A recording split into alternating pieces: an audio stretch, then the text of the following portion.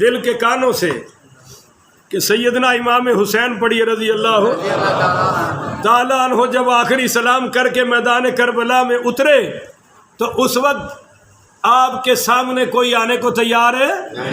ایک بار تو آپ نے گھوڑے پر بیٹھ کر لڑائی لڑی، دائیں سے بائیں سے یزیدی کتوں کو ڈھیر کیا، اور گھوڑے کو پیاس بہت لگی ہوئی تھی۔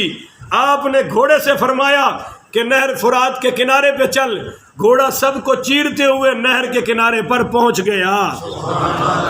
بولیے فرات کے کنارے پر ہے، وہاں سرکار امام حسین پانی پینے لگے تو آپ کو اپنے گھرانے کی پیاس یاد آ گئی۔ تو آپ نے فرمایا اپنے گھوڑے سے کہ تو پانی پی لے، میں نہیں پیوں گا، مگر گھوڑے نے بھی قدم پیچھے کر دیے۔ اس نے کہا کہ حسین اگر آپ نہیں پیئیں گے تو میں بھی آپ کا وفادار ہوں، میں بھی نہیں پیوں گا۔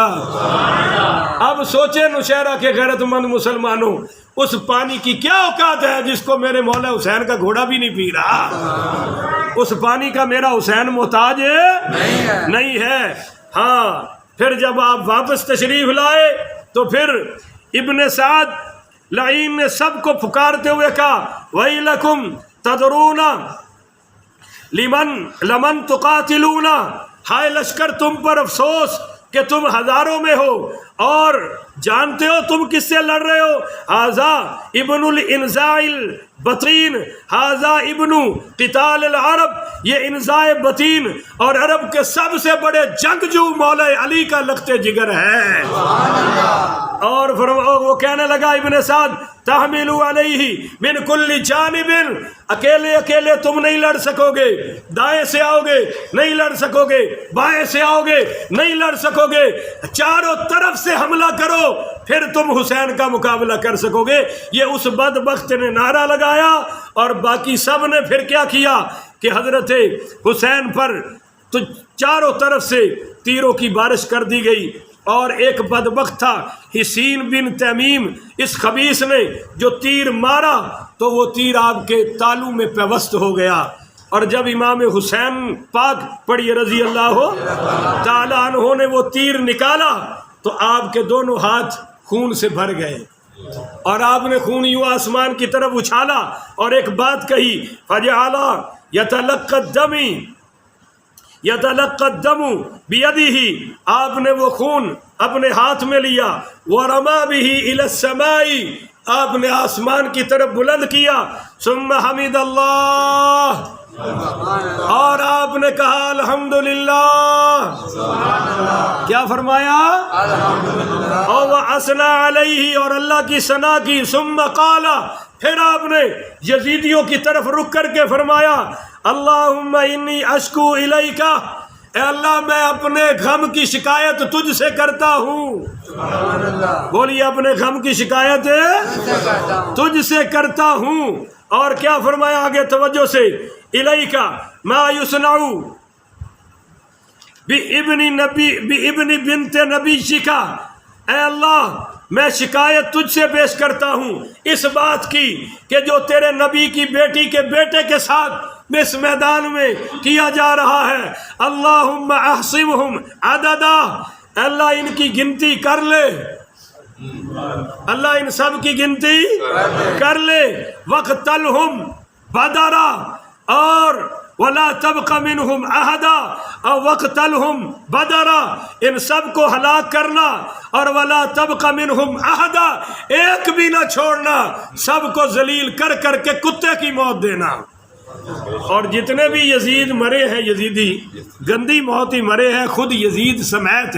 یہ جو حسین ابن تمیم تھا جس نے امام پاک کے حلق میں تیر اتارا، ابن کثیر پڑھی رحمۃ اللہ علیہ، انہوں نے پتہ کیا لکھا ہے؟ وہ کہتے ہیں کہ اس کو نا تھوڑا ہی عرصہ گزرا تھا کہ پیاس کی بیماری لگ گئی، پیاس کی بیماری، پیتا جا رہا ہے مگر پیاس بجھتی، اور کہتا ہے وَيْلَكُمْ أَسْقُونِي قَتَلَنِ الظَّمَاءُ، اور تم ہلاک ہو جاؤ، مجھے پانی دو، پیاس نے مجھے قتل کر دیا ہے، فَوَاللَّهِ مَا لَبِثَ الا یسیرا حتی انقض بطنہ انقضاض بطن البعیر، یہ پانی پیتا جا رہا تھا مگر اس کی پیاس ہے، اور تھوڑے ہی دن گزرے کہ اس کا پیٹ پھول پھول کر اونٹ کے پیٹ کی طرح ہو گیا، اور یہ ذلت اور کتے کی موت مر گیا۔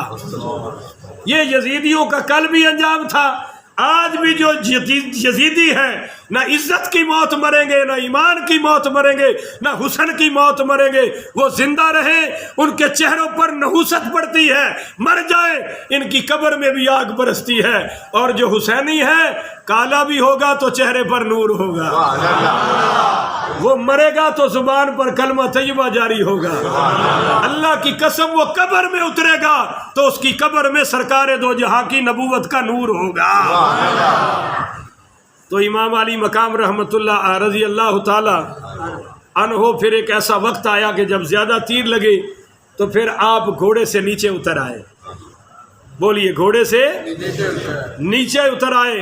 حمید بن مسلم کا بیان ہے وَهُوَ يُقَاتِلُ عَلَى رِجْلَيْهِ، آپ پھر پیدل جنگ کرنے لگے، اور کیسے جنگ کی؟ اللہ اکبر کبیرہ، قتال الفارس الشجاع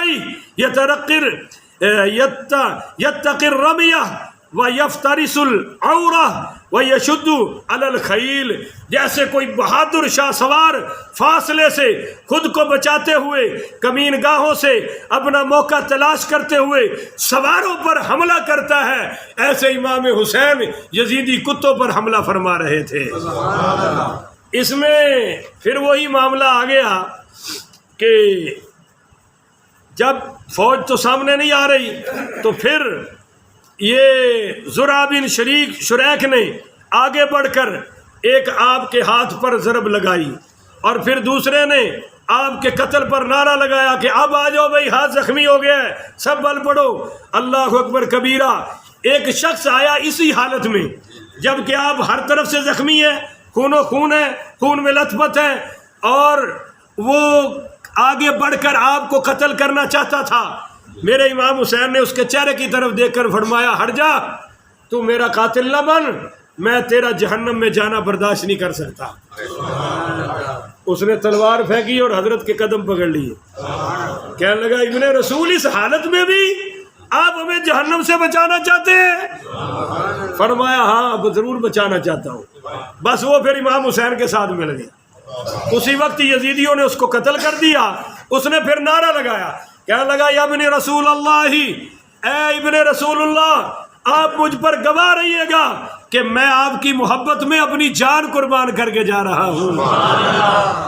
اس وقت جب آپ اتنے تیر لگے کہ کھڑے نہیں ہو سکتے تھے، آپ بیٹھ گئے، تو اس وقت ایک شخص آیا اور اس کا نام تھا شمر ذیل جوشن ملعون۔ جب یہ آیا تو امام علی مقام نے اس سے پوچھا کہ اپنا چہرہ دکھا۔ اس نے جب چہرہ دکھایا تو اس کے دانت ایسے تھے جیسے سور کے ہوتے ہیں، اب باہر نکلے ہوئے تھے۔ آپ نے فرمایا الحمدللہ۔ امام حسین نے کیا فرمایا؟ پھر آپ نے جب اس کے چہرے پر وہ چتکبرے نشان دیکھے برس کے تو فرمایا صدق جدی رسول اللہ، میرے نانا رسول نے سچ فرمایا تھا۔ کیا؟ قال رسول اللہ صلی اللہ علیہ وسلم کأنی انظر الی کلب ابقى بلغ فی دماء اہل بیتی۔ آپ نے فرمایا کہ میں ایک چتکبرا ابلک کتے کو دیکھ رہا ہوں کہ وہ میرے اہل بیت کا خون پی رہا ہے۔ تو کانا شعر فتجاہ اللہ ابرسو، شمر اسی کوڑ کا مریض تھا، اس کی وہی شکل تھی جو حضور نے بیان فرمائی تھی۔ آپ نے اس کو فرمایا کہ تو ہی ہے میرا قاتل، کیونکہ ابھی تھوڑی دیر پہلے مجھے حضور کا دیدار نصیب ہوا تھا، مجھے حضور نے جو قاتل، میرے قاتل کا نقشہ بیان کیا وہ تو ہی ہے۔ تو حضرات اس بدبخت نے پھر امام عالی مقام کو کہا کہ میں نے آپ کی گردن اتارنی ہے۔ آپ نے فرمایا نماز ظہر کا وقت جا رہا ہے، اگر میری آخری خواہش یہ ہے کہ مجھے نماز پڑھ لینے دو۔ آپ نے، اس نے کہا پڑھ لو، پیچھے ہٹ گیا۔ آپ نے دوگانا نماز شروع کر دی. مسافر تھے, پانی نہیں تھا, تیمم کر لیا تاکہ پتہ چل جائے. یہ کھوکھلے نعرے لگا کر سر میں درد ہو تو نماز کی چھٹی, مہمان آ جائے تو نماز کی چھٹی, خوشی ہو تو نماز کی چھٹی, غم ہو جائے تو نماز کی چھٹی. میرے مولا حسین نے بتا دیا کہ مجھ سے بڑھ کر تم زخمی نہیں ہو, مجھ سے بڑھ کر کسی کو درد نہیں ہو سکتا, مجھ سے بڑھ کر کوئی پریشان نہیں ہو سکتا, پر میں نے نماز نہیں چھوڑی.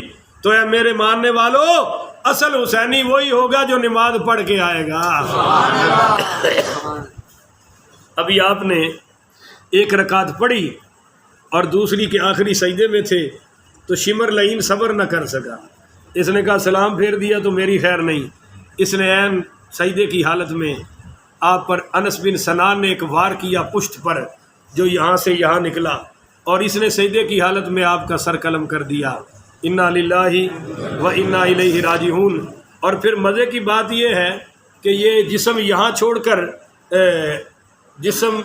کر آپ کا سر مبارک عبید اللہ ابن زیاد کے پاس لے گئے, پھر یزید کے دربار میں لے گئے. اس میں مزے کی بات جو کہنے لگا وہ یہ ہے کہ کٹے ہوئے سر سے یہاں سے لے کر یزید کے دربار تک امام حسین پاک نے قرآن کی تلاوت فرمائی ہے. یہ تو چھپا کے لے جانا چاہتے تھے, پر تلاوت پورے محلے میں گونج رہی تھی. پتہ چلے کہ قرآن بھی جا رہا ہے, قاری قرآن بھی جا رہا ہے. چونکہ 15 پارے آپ کربلا میں زندگی میں, حالت زندگی میں تلاوت فرما چکے تھے, باقی 15 چونکہ باقی تھے تو وہ آپ کے کٹے ہوئے سر سے تلاوت کی آواز آئی ہے. قرآن بھی مکمل ہو گیا اور حسین کی شہادت کا شان بھی مکمل ہو گیا. رضی اللہ تعالی. آخر ودعوانا ان الحمدللہ رب العالمین.